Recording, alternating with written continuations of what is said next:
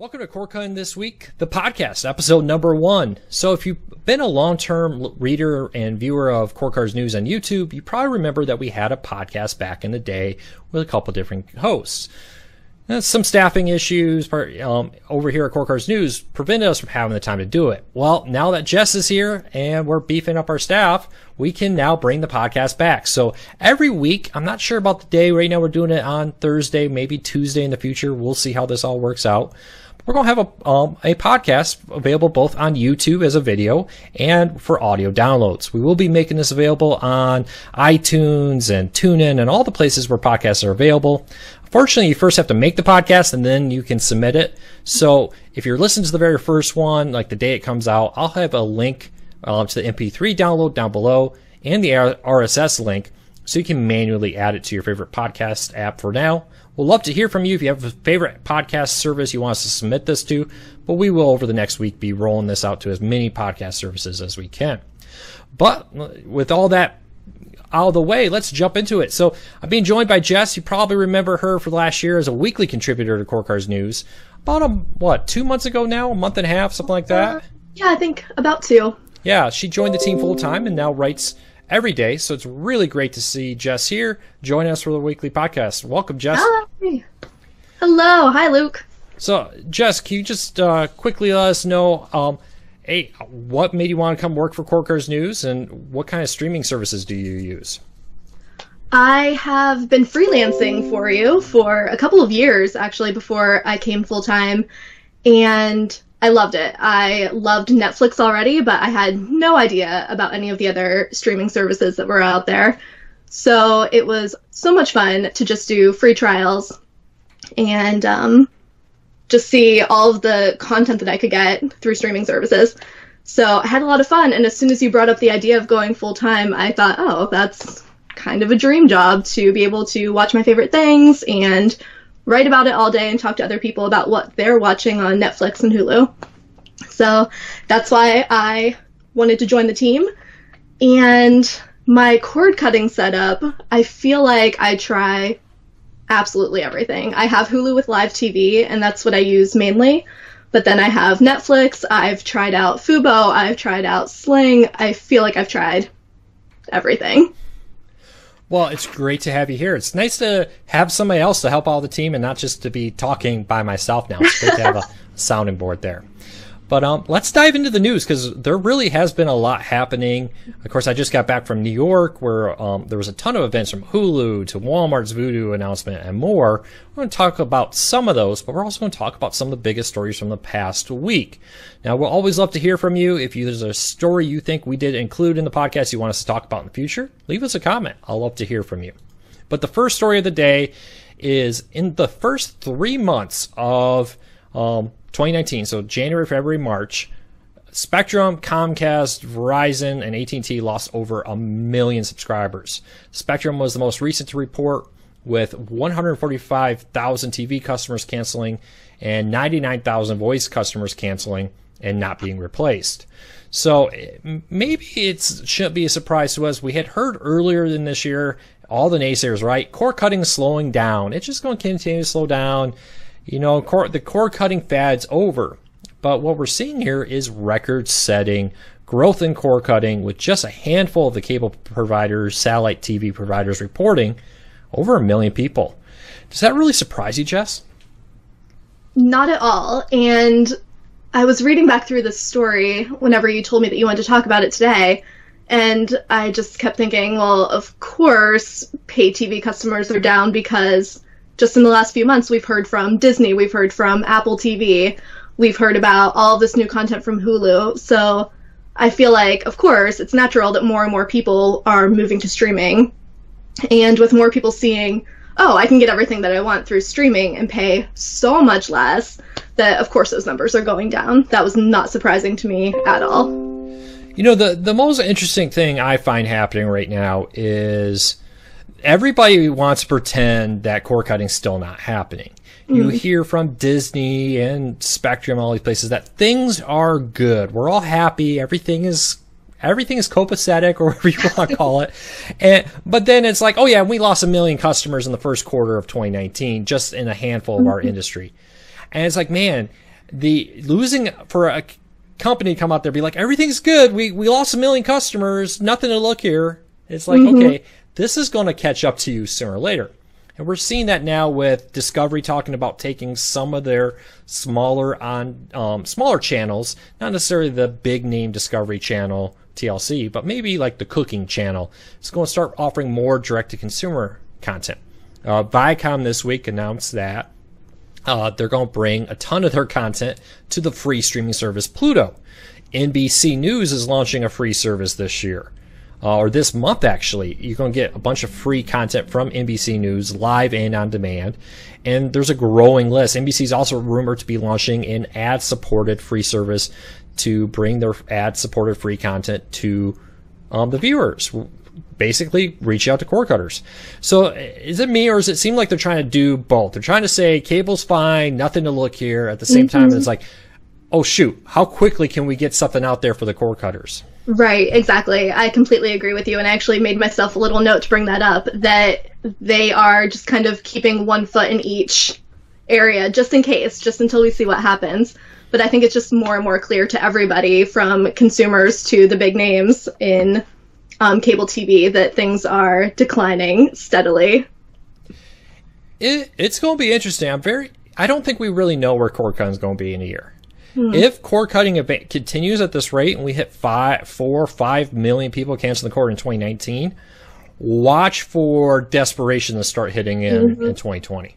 And the thing I really think is going to happen here is 5G. Because right now they're like, oh, you know, I saw a couple stories from major news organizations that said cable company doesn't care if you cancel because you're just going to start using their internet. Well, with 5G coming out, Amazon and SpaceX launching satellites into low Earth orbit, much lower than the traditional internet satellites, so faster speed, lower latency, perfect for streaming. Fixed wireless, fiber rolling out. How long is it to the cord cutting trend on TV becomes a cord cutting trend on your cable internet? How long until it's like, hey, T-Mobile is already testing out their wireless home internet service. I've had a couple readers say they're using it and they're very happy with it. How long until that's the next trend in all this is something I think we need to keep an eye on. Yeah, absolutely. I completely agree. So, but we'll keep a close eye on this. We got some more earnings coming out in the next week or so. Dish has still to report. Satellite's been kind of the red flag here. We're seeing satellite customers canceling en masse right now. How big will Dish's losses be? How much of that will be offset by Sling? DirecTV lost subscribers. Sling gained them in the fourth quarter. Now DirecTV lost more customers in the first quarter. Will Sling losing customers or continue to gain? We'll have to wait and see what happens. But we'll be covering that. We're at cordcuttersnews.com, so keep an eye on the site. Well, let's move on to the next story. We kind of talked about this a little bit in the last story, but I really wanted to talk about it in depth because I think this is big news, and I don't think we quite fully understand the impact this will have in the long term. But Nick Jr., Nick, MTV, Comedy Central, Spike, yes, Spike for everybody who emailed me, Spike is back, is on Pluto TV now for free. It's not a live feed, but it is a curated channel. During the Q&A last night, somebody excitedly jumped on and said, Beavis and Butthead are streaming for free on MTV's right Pluto now. TV channel. Right now. You can watch all the old Beavis and Buttheads. Dory, I mean, do you have any of those classic MTV or any shows you're excited about coming back on Pluto TV? I grew up with these shows, and I am so excited. I remember the day that we got a cable box, and I finally had Nickelodeon, so I am thrilled to introduce all of my little cousins to some of the classic Nick cartoons. I'm really excited about this one. You know what's funny is, so I went to a summer camp back in the 90s, which you probably know as the Bug Juice Camp, which was the camp, Camp Wasiata in Maine. And it was a show that was the original Bug Juice Camp on the Disney Channel. What I always find funny is the guy who created Bug Juice is also one of the guys behind MTV's Real World, Road Rules, all that kind of stuff. So it's really funny seeing him and the people and then watching like the same crew shoot the Real World and stuff. Oh, funny. And it's like, I remember that person. And so I always kind of get a chuckle at all that kind of stuff because there's a little bit of a personal connection there. But the fact that all this content is coming out for free now, which used to be stuff that you needed to pay for Hulu or you need to pay for YouTube or or have a cable TV subscription was important. But I wanted to jump back 2 years ago. Almost 3 years ago. Viacom pulled their content from Hulu. They pulled their content from PlayStation Vue. And in their quarterly statement, they said, hey, we don't want to be encouraging cord cutting. I'm paraphrasing a little bit. We want to encourage people to get cable TV because cable TV is our main focus. That's our main business. We want people to go back to cable. Fast forward 2 years, and they're like, that was a bad idea. Please welcome us back. That didn't happen. We're coming back. Some of our content's coming back to Hulu. So a lot of our content is now available on Pluto, and they're buying VidCon. They're buying all kinds of other stuff. I was at their NewFronts. Excuse me. It's now called NewFronts instead of Upfronts. Presentation this week, and they were like, hey, look at this. We got these cool YouTube 15-year-old girls who are going to have all kinds of new shows, and we're diving into the world of the YouTube star, bringing them into Nickelodeon. How can we do this? It's a surreal, strange moment. It's like, that YouTube thing we down talked, that Hulu and that streaming thing we downplayed. We need to go back to that. Yeah, now we're all in. So we'll be interested to see how all in they are. A lot of people have said, hey, does this mean they're going to be coming back to PlayStation Vue? I would say probably not, and be careful what you wish for. If you want more channels, guess what? Your price is going to go more up. Money. So, Jess, how excited are you to see one of the biggest names in TV, Viacom, for all their downturns and troubles? They're still a pretty big company. Comedy Central, MTV, Nickelodeon. What do you make of this? I think it's huge, and one of the reasons is I can tell you from reading emails from the website every day, and I'm sure, Luke, you can say the same. I feel like we hear more about people asking about Viacom than anything else. People are constantly saying, have you heard anything about Viacom channels coming to PlayStation, coming to Hulu, coming anywhere? I think that people are very excited to have Viacom content again, and to bring it to Pluto for free is great. I think it's huge. I think that our readers are super excited, and I think that means that cord cutters in general will be super excited. Yeah, I find this whole thing very interesting to me. The red flag, Viacom is in one of the more fragile positions here because they don't really have live content. Yeah, they have some live programs like the Teen Choice Awards or whatever they call it nowadays. Kid Choice Awards, I think they may call it. No. And some like MTV Music Video Awards, which do they even celebrate music videos in those awards anymore? I don't know. I don't know what they do. I feel like MTV is all reality shows now and no music. The Reality TV Awards, we'll call it. But most of their content, they don't have sports really. And that puts them in a tough spot because cord cutters are willing to say, hey, I don't need this live. I can be very happy watching it after the entire season's over. I found a growing trend of people who say, hey, I know I could watch this show now, but I'm going to wait until the entire season's over, and then I'm going to come and binge watch it straight through. Absolutely. So that puts Viacom in a very dangerous position. Without live sports, without live events to really draw in a lot of advertisers who know when I pay for a live sports show, more often than not, people actually see those ads because they're watching that sporting event live. When I'm paying for a live newscast, it's far more likely that people who watch it will also see the ads. Viacom can't say that, so they could be the early warning. And increasingly, live sports and live news is becoming less and less important as people find online streaming options for it. Absolutely. And I think another thing with that is that with two of their most popular channels, Nick Jr., there's Teen Nick and Nicktoons and everything else, the kids that are watching those shows are not at all concerned about watching live. They want to sit down and watch 12 episodes in a row. Now, Viacom was all excited, like, hey, Nickelodeon's the best TV channel for kids. We're seeing great success there. Mm-hmm. But that's not saying much because Disney announced that 72% of their average audience from 2014 is gone. When the average show is happening at the average time, it's only like 28% of the audience that was there back in 2014. So even if Viacom is slightly better than that, that's still that's a massive impact. I have a 6-year-old. My daughter could care less about Nickelodeon, Disney Channel, all that. She knows where it's there. Our TV has all the live TV streaming services on it. She knows how to get to it. She's watching Nick Jr., Netflix, or she's not watching Nick Jr., excuse me. She's watching YouTube Kids videos, or she's watching Nick Jr. content either through like the Disney or Amazon, where we bought some like Mickey Mouse Clubhouse, and that's it. So I am, I don't know, I'm very concerned for the future of Viacom. It's been reported that 40% of, I think it was like, let's say 30 and down, don't pay for any form of traditional pay TV, including live TV streaming services. So it'll be interesting to see. Anything you want to add before we move on?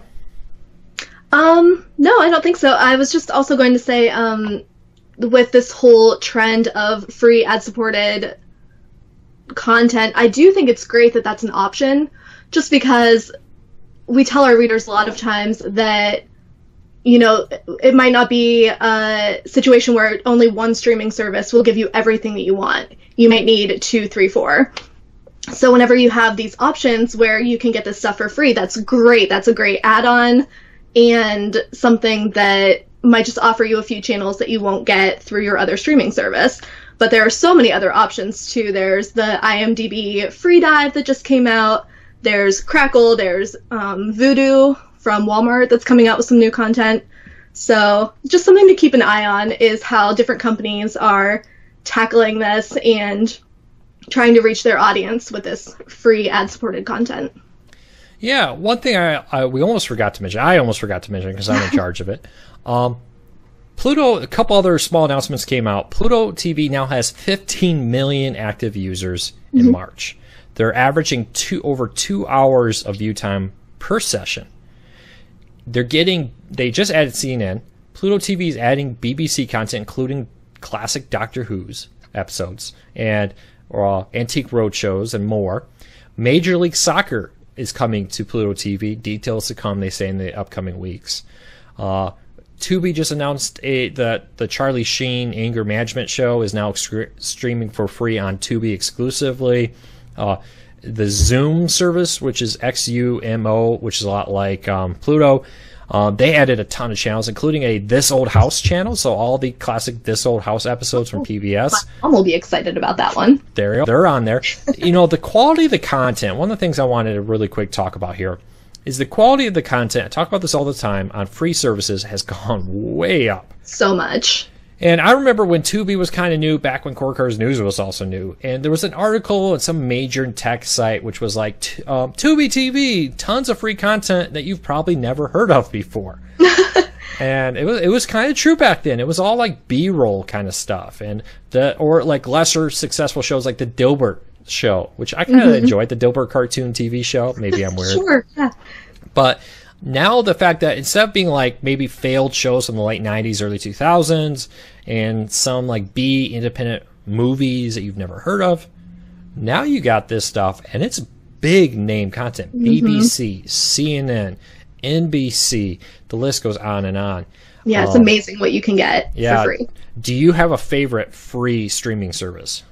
I would say that Pluto is mine. I haven't really given the others enough of a chance, but I do like Pluto. I can't pick because I got the Roku channel. It's got so much good there. Zoom, Pluto, Tubi, Crackle, which I think it's just Crackle now. It used to be Crackle, and then they changed it to Sony Crackle, and Sony was very adamant that I had to go and add Sony to all of it. Couldn't ever forget to say Sony Crackle. Now that the Chicken Soup for the Soul media team owns Crackle now. Yeah. I didn't realize Chicken Soup for the Soul. They own the popcorn, not Popcorn Time, Popcorn Flicks, really? The legal one, the legal popcorn streaming service. They own that and a couple other things. They now are the majority owners of Crackle. So, are they going to sneak up and become the big name in content streaming, and none of us know it? They have a hard road ahead of them, and they could. But they're facing up against Pluto and Roku and Amazon and, people with a lot more money in pockets. Though those Chicken Soup for the Soul books seem to be still selling very well. My cousin was just reading one over Easter weekend. So we'll have to keep an eye on that. But I just want to throw it out there. Hey, if you're watching or listening to this, leave us a comment. I'd love to hear what your favorite legal-free streaming service. Keep it from the official channel store, please. Legal. There we go. All right, let's keep moving along because Hulu had a big announcement yesterday in New York City. They had a massive press event. And, of course, they announced new Marvel shows. They announced new renewal of Pen 15. Have you seen Pen 15? I have. I really liked it. I thought it was really cute. Like all my female friends, because I was in high school, graduating high school about the turn of the century. So I'm a little older than the middle school, but all my friends are like, they're females, or like, this is the best thing ever. I was like, I have not seen it, but maybe I should, or would I appreciate it as a guy? I'm not sure the target demographic for that one, but I thought it was really good to hit home. They're getting a second season, and on my Facebook, I'm seeing a lot of people really like that show. Remy, I hope I'm pronouncing that right. My apologies. I have not seen the show.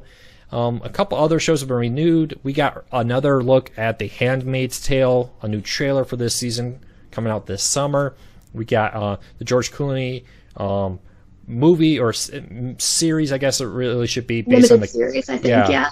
The Catch-22 book, which is still to this day a wildly popular classic book about war and humanity and everything, and should be very interesting.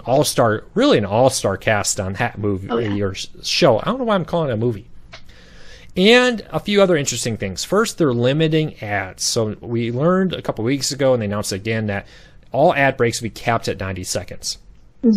But they're also capping the number of times you will see the same ad. I think it was going to be capped at twice an hour. The number one complaint about ad-supported streaming services, both paid and free, seeing the same ad over and over and over. Oh my gosh, yes. So Hulu says they're capping that now, and that they are going to continue to work in improving it. They're going to continue to bring... They got something they're calling the Binge Ad. And get this, that if they detect that you're watching the same show more than what they call 3 episodes in a row, they say that is what starts a binge. They're going to deliver ads related to that show and maybe cut down the length of the ad, but have an ad targeted like, hey, you're watching Castle Rock on Hulu. How can we get an ad that relates to that? And they're also going to expand the on-screen pause ads. They said that millennials, I kind of hate the whole millennial thing, but millennials who binge watch are more likely to pause. So when they pause it, they have that small, I think it was a toilet paper ad or a Coca-Cola ad. It was a Charmin ad, yeah. Well, they're expanding that into additional ones out there where we'll be able to now have other ads available there.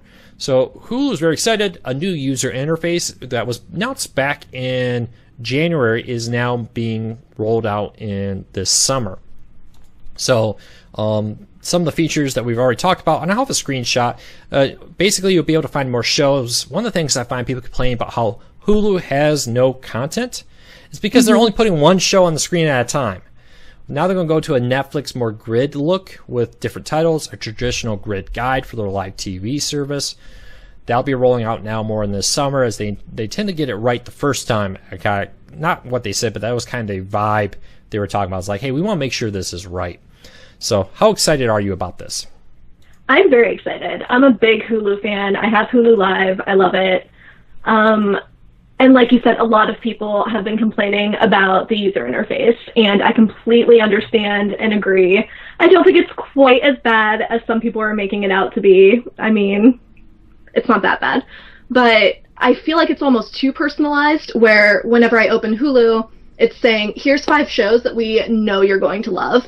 And they might be right, but then I want to see what else is out there. I might want to write about a new show, and if I can't find it, how am I going to watch it? So I really like what they're doing. The screenshots that you posted look great. I'm really excited about the more traditional grid style. I love that they're making it look more like the Netflix interface where you can just see so many things all at once. I think it's a great change. You know, you brought up something that I've always kind of railed against. This idea of places like Netflix and Amazon does this, and Netflix does this too, is we can tell you better what you want to watch than what you want to watch, know what you want to watch. And that's very frustrating to me.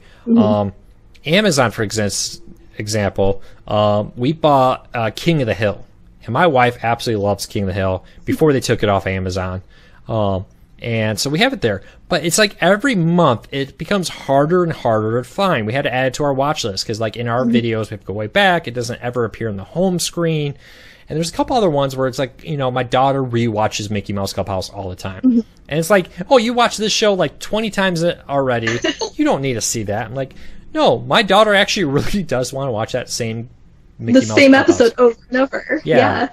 So anything that gives me the control to say, I want to watch this and I'm going to make it easy to find that. Whatever happened to the idea that there was a role where I could save shows? Like, here's the shows I want saved to my playlist. I know there's the watch list. I know it's there. It just seems to be harder to get. I agree completely. So we'll have to, I don't know, we'll keep an eye on this. Here's a quick question before we go anywhere. What would you like Hulu to add? We know they're doing the traditional grid guide. We know they're doing a more grid layout for their on-demand content. Any other changes you want?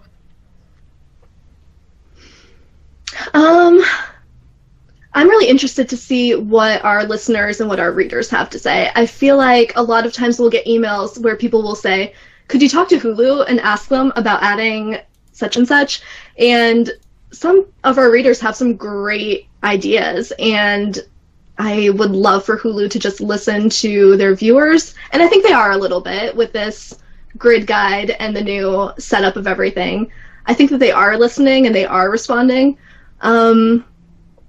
I don't know what I would do. I can't even think of anything. You know, there is one thing that's important to mention here that we didn't, is that the team now designing the Hulu app, the team developing it, is a totally new team. The head of it actually came over from TiVo. So late last year, the head of it, which came from the Xbox team, very nice guy, I met him very often, you know, they tried something different, and it worked in some areas, didn't work in others, but he left, and a TiVo executive came in to take over. Now, that doesn't mean that Hulu's going to look like TiVo, but it sounds like they're trying to keep the look and the feel, the colors, and everything the same, which may not be a bad idea. But I wouldn't mind a more, you know, even on the home screen, I want more content displayed right on the home screen from the moment I open Hulu.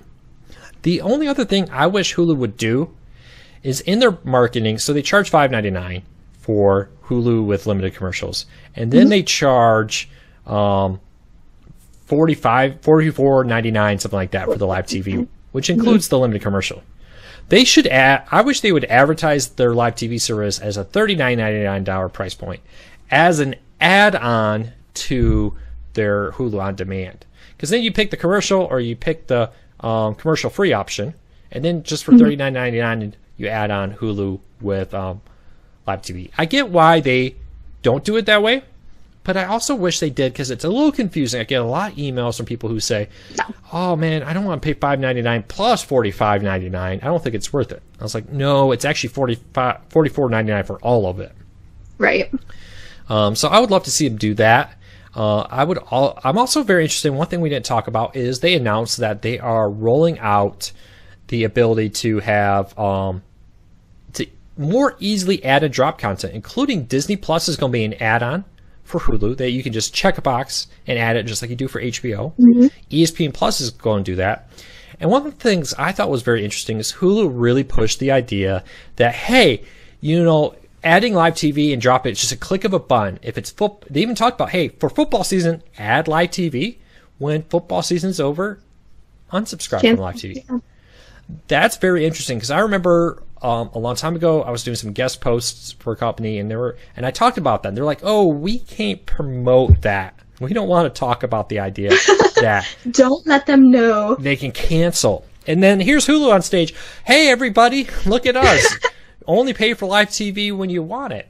And I think that's really great, because I know plenty of people who would pay more than cable if they could pay for like this huge sports package just during football season. And then when football season's over, gone. I'll be honest, if it wasn't for this job, the only time I would be paying for a live TV service is football season. That's it.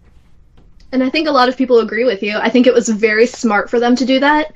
And I think that that was a direct result of seeing all these price increases lately and people just complaining everywhere. Like, if you go onto the Hulu Facebook page, you will see people complaining about the increase in price. I think it was very smart for them to say, yes, we know that we increased the price. We had to do it, but here's how you can still save money. Super smart. Definitely. Let's jump into the price increase story. I'm going to add one story on Jess here that she doesn't know is coming. Sure. But it's not really a story. It's more of a topic I want to ask you about. The price hikes on these services. Fubo TV raised the price a couple weeks before they added Viacom channels. And I don't get it. Why, if you know you're going to have Viacom channels added, why not wait until Viacom is coming, right, and then, hey, we're adding channels? DirecTV raised the price and removed channels, but later added some back. It seemed to be a negotiation tactic with like Viacom and other places. Mm-hmm. But then you look at like YouTube, well, people were upset. They seemed a lot less upset because YouTube said, hey, guess what, everybody? We added Discovery channels and some of their, not what they call them, the old Scripps one, the HGTV, etc. Right. And we had to go up a price because of it. And people seem to be a lot more happy about that. Mm-hmm. Did they really need to go up $10 a month? Probably not, but they wanted to. That was not a great move. But, you know, I find people are very willing to say, hey, if you can give me something in exchange for a price hike, people are much more willing to do it. The great thing about cord cutting, though, is you can leave it. How do you think people are taking these price hikes? How do you think people are responding to them in general? I think it makes sense, obviously. As you're adding more channels, the price has to go up because those channels are expensive. I think, like you said, it's not smart to raise the price before you have those channels locked in. You need a way to soften the blow and just to say, look, we know that you're not happy that this is going up $5, but look at all these other things that you're getting. And I think people understand that, but I've seen a lot of people question why that has to keep happening. They're saying, you know, I love YouTube TV, but I love the channels that I already had. I don't really care about these new channels. So they're wishing that there was a way that you could have a base package and then have these other things as add-ons. And of course, we understand why they can't do that. Whenever you're buying the channels and working out these deals, there's just a balance for how much you have to pay for those. But I completely understand a lot of our readers being frustrated and saying, why does the price keep going up? I don't want all these extra channels. This is turning into cable all over again. So I think it's an interesting balancing act that these streaming services are in right now. You know, I've heard that a lot. It's like, this should be an add-on. And like, well, there is a service that kind of does that. Sling TV has that, you know, right now $15 or $25 core small package. Hear about, oh, it doesn't have any channels that I want. I'm like, well, it has all these add-ons. Compared to a $50 YouTube, you can add a lot of Sling TV add-ons and still be cheaper than YouTube TV. With that whole a la carte situation that they have going on, I think that's a very smart way to do it. One of the closest a la carte in quotation marks for the Sling TV's a la carte service.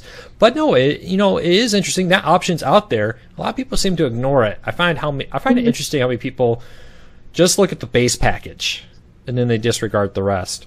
A couple things on the price hike. The idea that we're never going to have a price hike is just not realistic. Things cost more. Like, you want a price or pay raise, I want a pay raise someday. Well, when we want to pay our employees more every year, well, that means the products are going to go up more every year. I have learned, though, talking to people in the industry, that there are built-in automatic price hikes into these streaming services. So when they pay a channel owner, the first year they pay one price, and then the second year is a little bit more, and then there's like a built-in sliding scale up to what would be their traditional pay price. So it does cost YouTube more now than it did when they launched to have some of this content, because they give them a bit of a grace period to get up and off the ground. Now, but a lot of them have built that in. You look at, Sling TV, they only have had one price hike in about 3, almost 4 years now. So it's, this idea that it's going up every year, it's just not. Now, it does feel a little bit because a lot of them went up this year. But when you really look at it, the same time. If you really look at it, most of them have not raised the price, and most of them have, over the history, the price hikes are a lot slower. Then, something that you never hear from places like the Boston Globe and their front page story over the weekend, Comcast raised their price this year. Right. Spectrum did, and more. So I think I was just going to ask you about that too. Why is it so quiet whenever the cable companies do this? I was looking everywhere for information about that for a story a couple weeks ago. Couldn't find it anywhere. Yeah, very strange that these media companies partially owned by cable or people with interest in cable companies don't really report a lot about Comcast going up $10 a month in many markets, or the Spectrum raising their the broadcast TV fee from like $8 and change to $11.99 a month, and then the HD technology fees and all this. So very strange.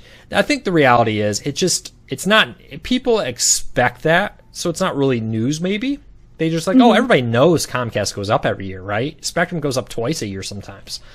So why bother? But I do think when you report that cord cutting is going up, and hey, you know what? Cord cutters news. We broke the news that DirecTV Now price hike was going up. Yep. I was not afraid to go out there and say, hey, DirecTV Now's price is going up. A lot of these news organizations seem to be like, oh, whatever. We're not going to report on the cable side going up also. Right. So I don't know. It's very strange, but it's just something, just something to watch for.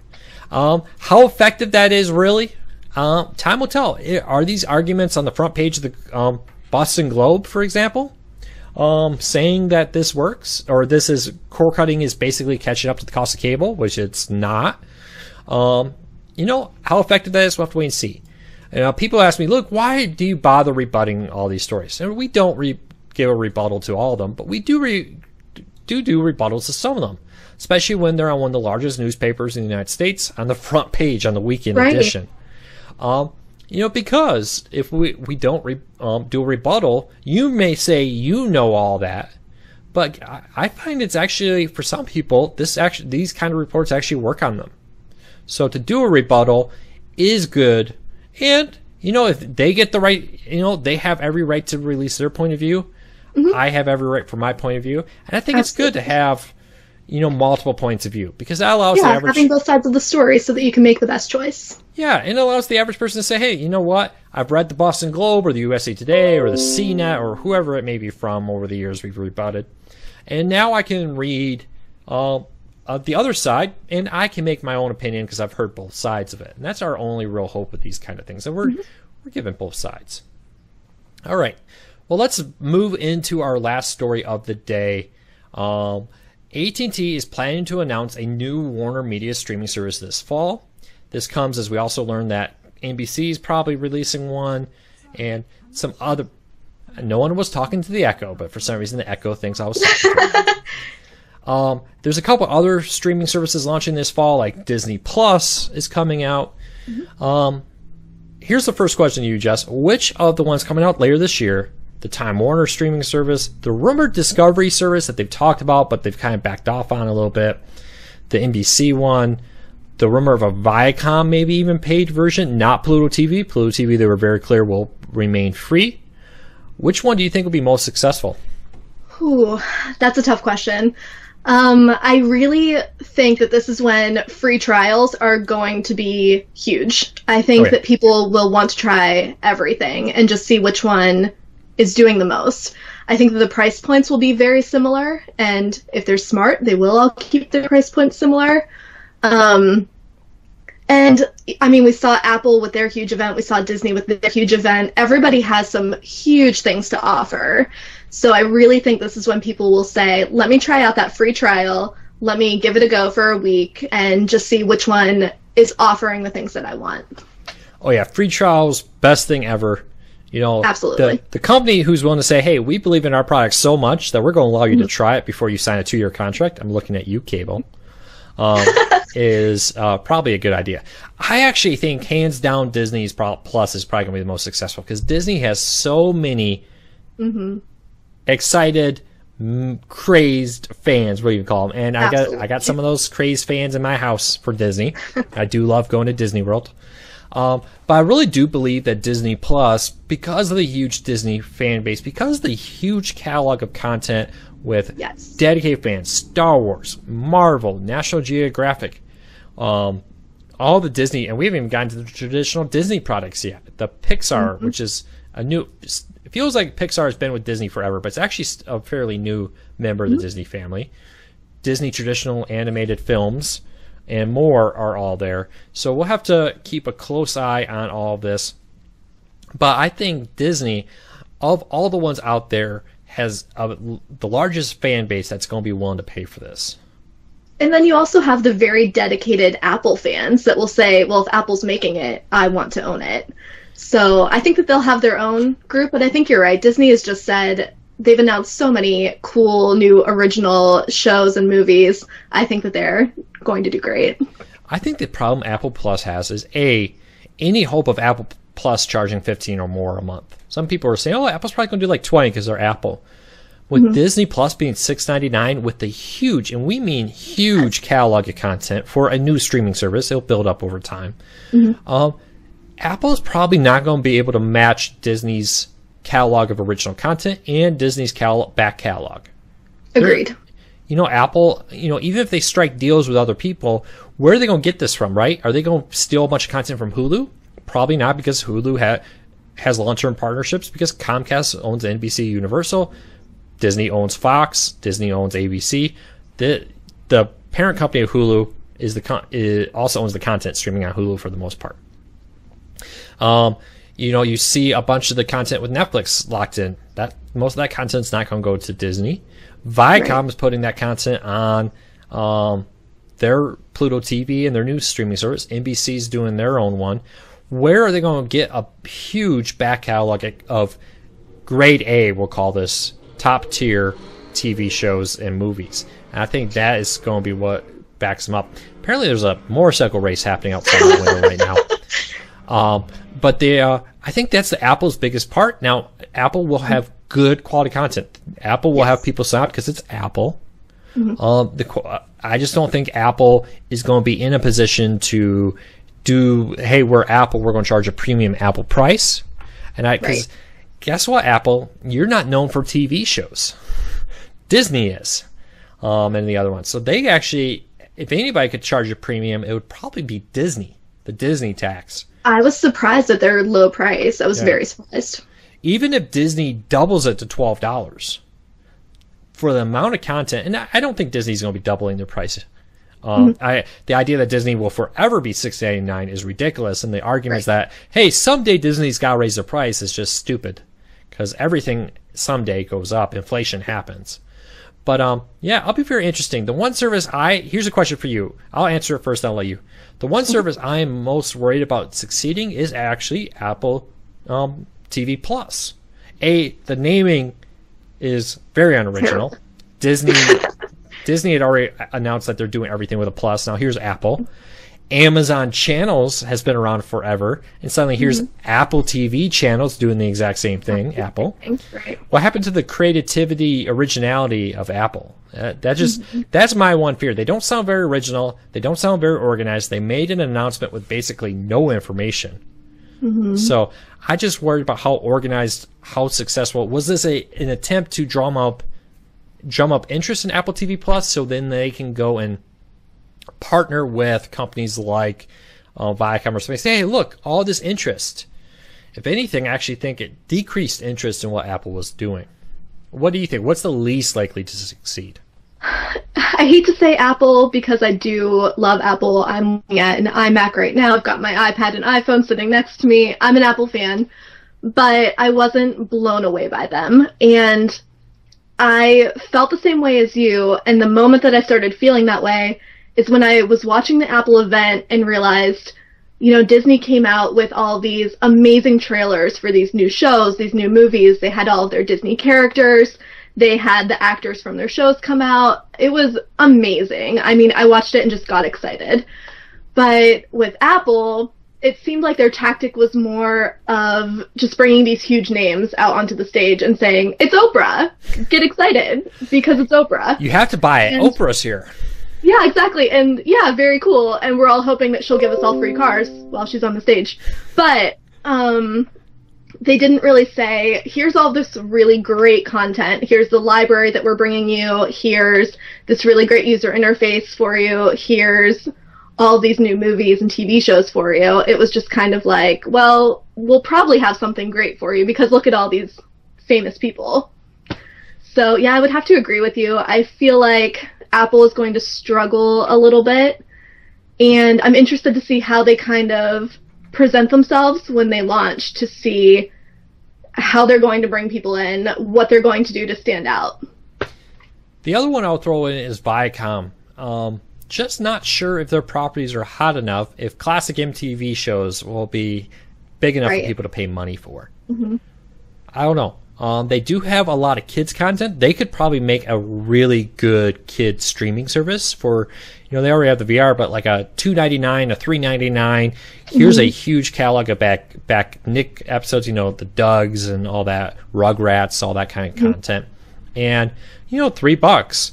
The reality is with the average cable TV bill being $107 a month, you can add a lot of $3, $4, $5 services together and still be a lot cheaper than cable TV.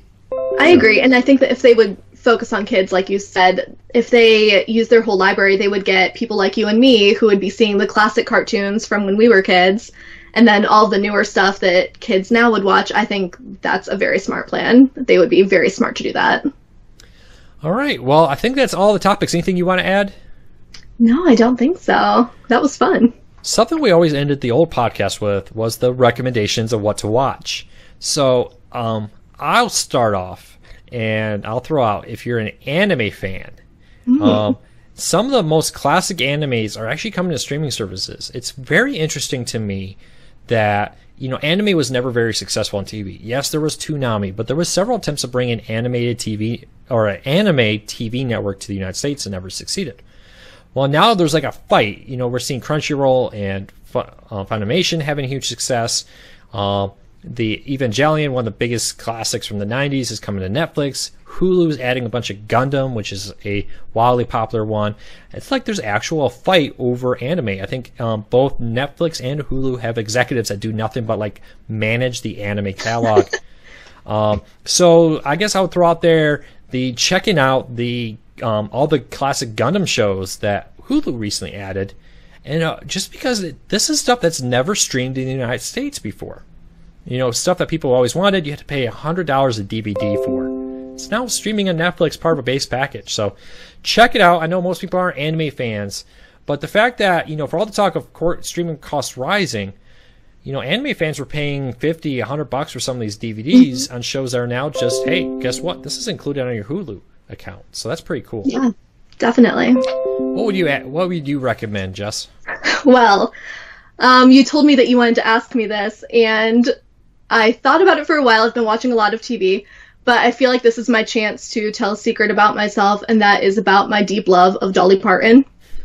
So there's a movie on Netflix called Dumplin', and it has Jennifer Aniston, who plays the mother. It's a really cute story, really cute movie. I love Netflix originals. I think they're great. And Dolly Parton does the entire soundtrack, so it is well worth watching just for the music.